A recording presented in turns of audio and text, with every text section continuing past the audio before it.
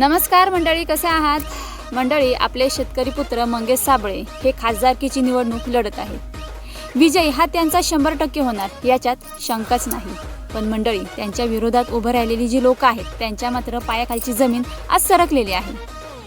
आता ती येडीपिशी झालेली आहेत। आता येडीपिशी झाल्यावरती माणसं काय करतात? आपला विजय होण्यासाठी, आपली जीत होण्यासाठी काही ना काहीतरी उलटे सुलटे धंदे करतात। जास्त पैसा वाटतील, प्रलोभन देतील तुम्हाला। मात्र मंडळी, तुम्ही आज सुशिक्षित आहात। चूक काय बरोबर काय हे तुम्हाला सहज कळतं।